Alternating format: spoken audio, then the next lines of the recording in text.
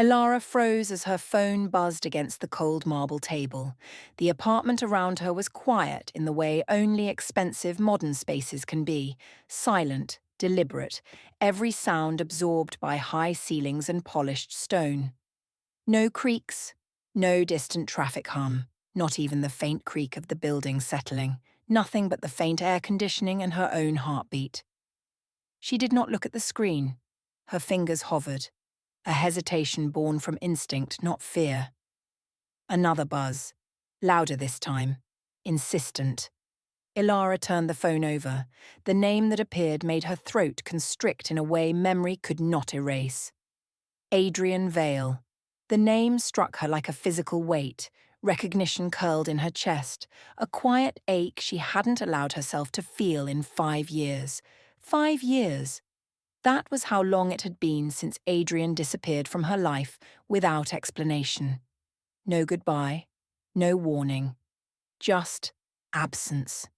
A gap of silence that had left its mark, invisible yet undeniable. A message followed. Meet me at the edge of the city tonight. Everything you know is a lie.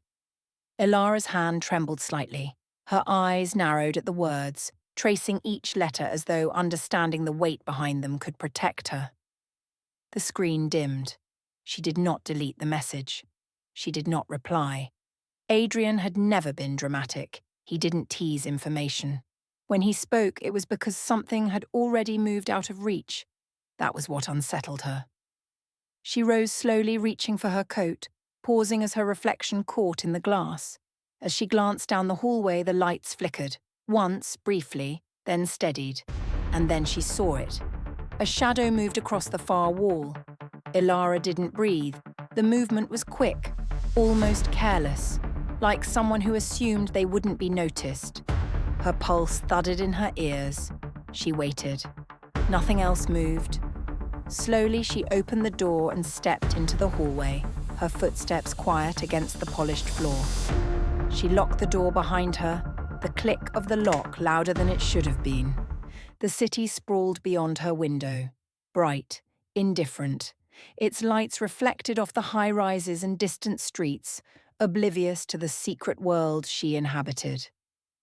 For years, she had convinced herself she could forget. She could pretend the past had never been real. Pretend she had no memory to reclaim. Pretend survival meant silence. Now the past was knocking and survival required remembering. So tonight she couldn't ignore it.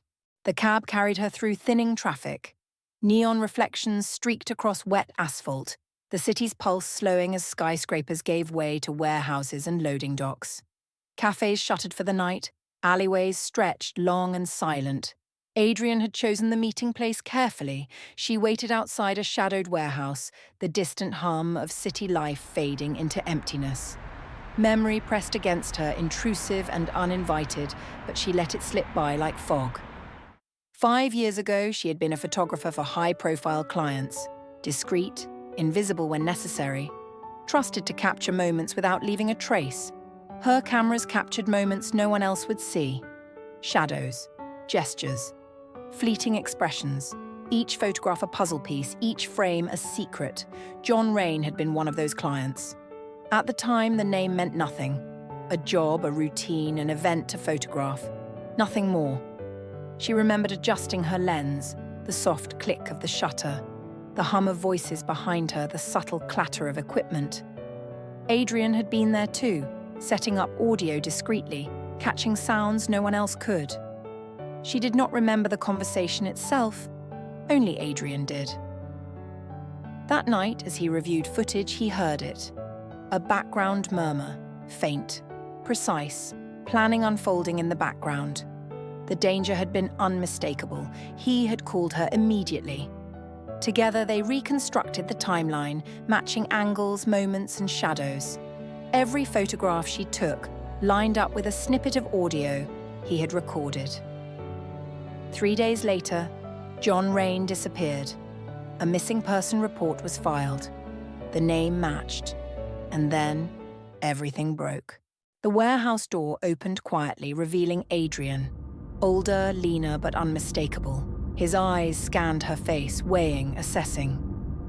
"You shouldn't have come," he said, voice low. Ilara remained silent. She did not trust her voice. Not yet. He gestured to a table strewn with equipment, laptops, hard drives, scattered photographs. "I didn't sell you out," he said, almost apologetically. Her jaw tightened. She remembered the betrayal, the boyfriend who had exchanged her secret for money, the years of surveillance, interrogations, and test meant to force her memory to return. "Your boyfriend did," Adrian continued. "You told him what we found. He told them." Her breath hitched, but she held it in. She had learned to survive this silence, to wear it like armor. Adrian's eyes softened slightly. "They're looking again," he said. "That's why I'm here." The corporation had been relentless once, then patient, waiting for signs she might remember. Now, after 5 years, the clock had restarted. Adrian played a distorted audio clip. The background chatter overlapped. Calm, controlled, deliberate. One phrase cut clearly through the noise. "Rain won't be a problem after Friday." Ilara's eyes closed briefly, taking in the weight of that sentence. "We need one voice," Adrian said. "One decision-maker. If we can tie it to a real name, they can't bury this. And if we can't? They finish what they started," he replied, gaze steady, unwavering. Ilara reached for her camera bag. Her hands were steady now.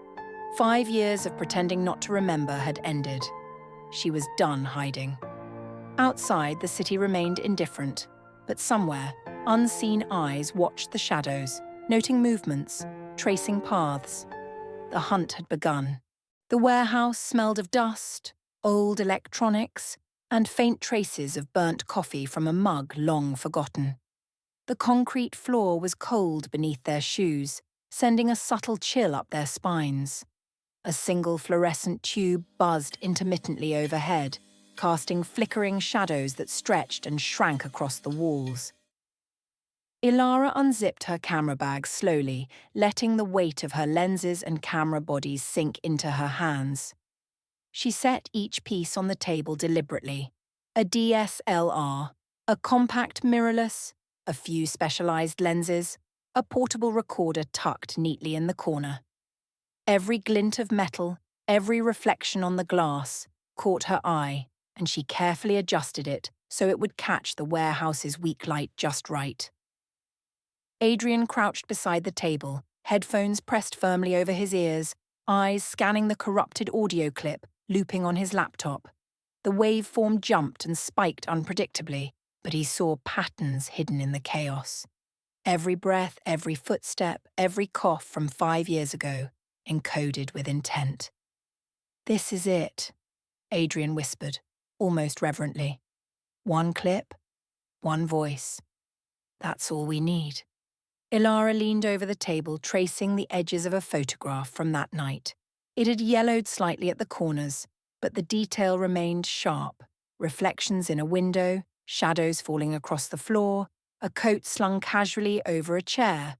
Small details that had seemed irrelevant at the time but now held the weight of truth. Her fingers hovered over the image. A bead of sweat slid down her temple. She traced the reflection of a hand in frame 3. A shadow behind the pillar flickered into focus, each detail built upon the next. Adrian adjusted the monitor, dragging timestamps and audio clips to align with her photo. "See this spike at 12:45. That's the moment someone entered the room, the shadow in the corner. It aligns perfectly with frame 7. Ilara exhaled slowly, her hand tracing the glint of a watch on the floor in one photo. "I see it. It's subtle, but it's there. And it matches the reflection of the vase in frame 3. "Exactly," Adrian murmured. "They thought no one would notice. But we did." For the next hour, they worked in tense silence. Every second stretched as they meticulously reviewed each photograph, aligning micro-details with audio spikes.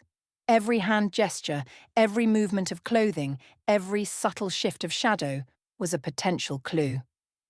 Ilara's breathing grew shallow as her eyes moved from photo to photo. Adrian tapped at the keyboard, rewinding and replaying audio fragments until the noise became intelligible, the background chatter revealing intentions hidden for years. Outside, the wind rattled a loose pane of glass, creating a soft, intermittent drumbeat against the warehouse walls. Ilara paused to listen, a shiver running down her spine. This was 5 years in the making, a reconstruction of a night that had changed everything, and every sound reminded her of the stakes. A faint buzz interrupted the intensity of their focus. Ilara's phone vibrated on the table. She glanced down, heart skipping. "Are you still alive?" No sender. No explanation. The words alone sent a chill down to her feet. She ignored it, forcing her attention back to the monitors. Adrian had arranged 2 screens side by side, one showing the photographic sequence, the other displaying the distorted waveform.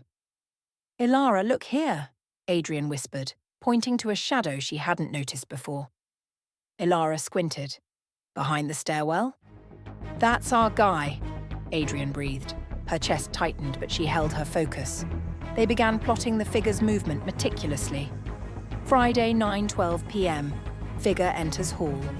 Friday, 9:47 p.m. Figure leaves briefly. Friday, 10:05 p.m. Shadow of another person appears.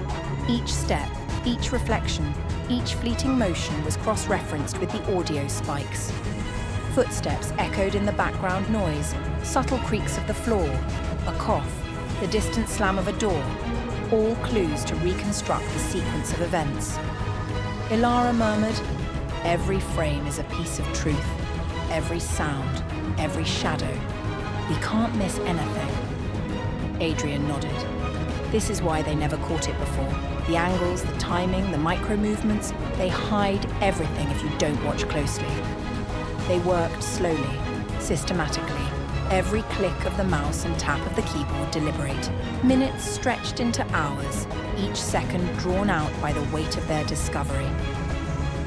Outside, a distant siren wailed, barely audible over the hum of the warehouse lights. A reminder of the world continuing, oblivious outside their meticulous reconstruction. Ilara paused and closed her eyes briefly, recalling the fear of those 5 years ago, the isolation, the constant tension. But now, armed with this timeline, she felt a glimmer of control returning. Outside, a black sedan idled silently. The tinted windows reflected the flickering warehouse light. Inside, 2 figures watched, expressionless, calculating. Every movement within the warehouse could be noted, analysed, and reported. Inside, Adrian worked frantically, overlaying audio with photo frames. Every timestamp, every reflection, every minor detail was compared with John Rain's last public appearances. Footsteps aligned with reflections in glass. Shadows of vehicles intersected with streetlight patterns. The city itself became a puzzle they had to solve. "The window is closing," Adrian said quietly. "If we don't finish this timeline, they'll notice." Ilara adjusted her camera, reviewing frames from multiple angles. She noted a reflection of a license plate in a darkened storefront. Adrian leaned over. "That's the car," he said, voice tense. "They're onto us." Adrenaline surged. Every micro-movement had consequences. Every click, every frame, every playback could determine survival. Ilara and Adrian meticulously annotated each frame, ensuring nothing escaped their attention. Shadows were traced, reflections highlighted, minor hand gestures and facial cues noted. The pieces began to form a pattern, a timeline no one could ignore. "They've moved to phase 2, Adrian murmured. "If we don't finish this now, neither of us will be safe." Outside, engines hummed, footsteps echoed. Danger pressed closer with every moment. The table was covered in photos overlapping, some pinned down, some adjusted again and again. Ilara aligned each image carefully, tracing angles, shadows, and reflections. Adrian cross-referenced the audio, replaying critical clips over and over. Patterns emerged, voices, accents, inflections. One phrase repeated, clear and controlled. "Rain will disappear tonight. Make sure no one sees. Adrian's eyes widened. That's the executive. That's the decision maker. Ilara leaned back, absorbing the magnitude. We have it. If we can record it and expose it, we're free, Adrian said. They methodically replayed every audio snippet, lined every photo with the next, traced every movement. Every micro detail mattered. Outside, the city's normal rhythm continued, masking the storm they had uncovered. Adrenaline mixed with cautious relief. Freedom was possible, but fragile. They knew someone would notice the gap they had created. Ilara picked up the portable recorder, checking it once more. Adrian rewound the critical audio, replaying the decision-maker's voice. Each word was a key, each pause a clue. They were ready to move from reconstruction to confrontation, but the stakes were higher than ever. The city continued, unaware. Shadows moved. Footsteps echoed. But for now, in the dim warehouse, Ilara and Adrian held the pieces of the timeline that could change everything. The warehouse was no longer quiet, not because of noise, but because silence had weight now. Ilara noticed it the moment she stepped inside. The air felt disturbed, like a room someone had just left in a hurry. The overhead lights flickered once, then steadied. One of the laptops on the table was still warm. They had not left it like this. Adrian crossed the space slowly, eyes scanning corners, ceiling beams, the narrow hallway that led to the back exit. His jaw tightened when he reached the table. A hard drive was missing. He did not swear. He did not speak. He only stared at the empty space where it had been, as if the absence itself was loud. Ilara set her bag down carefully. Too carefully. Her fingers hovered over the zipper, then froze. "How long?" she asked. Adrian checked the security monitor they had rigged themselves. Static, then a brief flicker of recorded footage, looping. "Less than an hour," he said. "They were here." The realization settled between them, heavy and undeniable. They had not been fast enough. Ilara moved to the far wall where her photographs were pinned in sequence. The edges of two prints were bent, shifted slightly out of alignment. Someone had touched them, studied them, not taken them, which meant whoever came here already knew what they were looking for. Outside, a vehicle passed too slowly.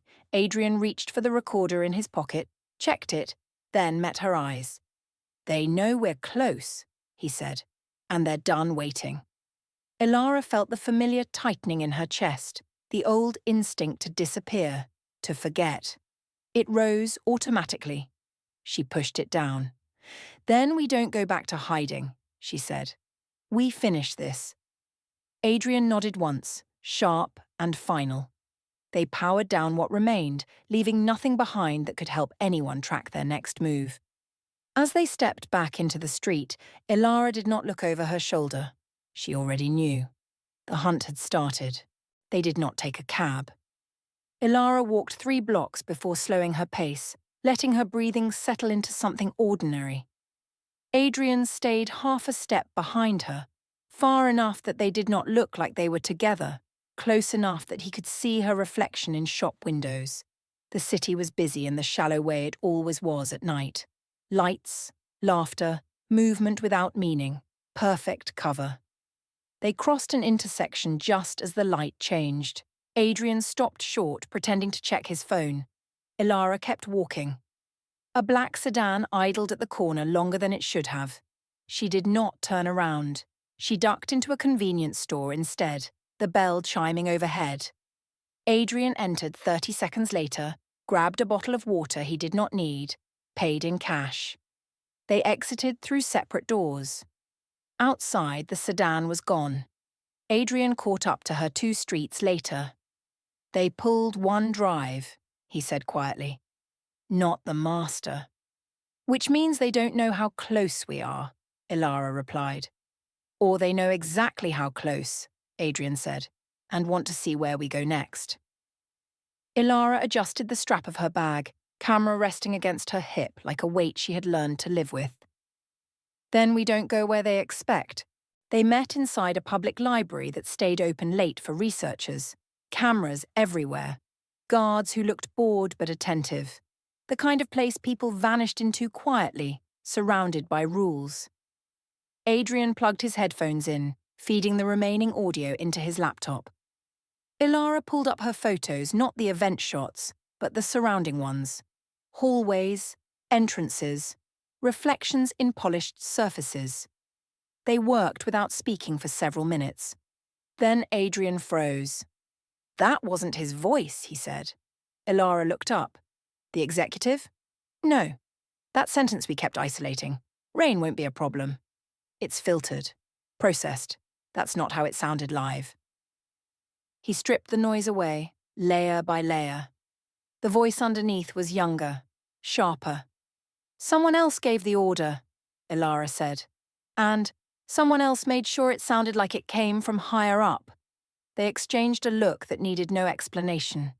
A shield. John Rain had not been erased by the top. He had been erased to protect someone closer, someone still active, someone still dangerous. The message came just after midnight. Unknown number. No warning. Stop digging. You already survived once. Ilara stared at the screen, pulse steady, almost calm. They've confirmed it, she said, showing Adrian. He did not ask how she knew. They're not trying to scare us, Adrian said. They're checking if we'll fold. Ilara deleted the message. 5 years ago, she would have folded. She had learned how. Now she reached into her bag and pulled out a memory card she had never shown him. Adrian frowned. You said you gave me everything. I didn't lie, she said. I didn't remember. She slid the card into the reader. A still image appeared. Blurry, crooked, accidental. A reflection in glass. A face watching the room, not participating. Adrian leaned closer. That's him, he said. That's the fixer. The man who cleaned timelines. The one who stayed after decisions were made. The one who would still be alive. Still listening. They did not notice the tail at first. Just a feeling. Pressure. The sense that movement behind them was too consistent. Ilara crossed the street. Adrian followed. The footsteps behind them adjusted. They split. Adrian ducked into a crowd near a subway entrance. Ilara kept going, slowing, letting the follower commit. She turned suddenly, camera already raised. The man stopped.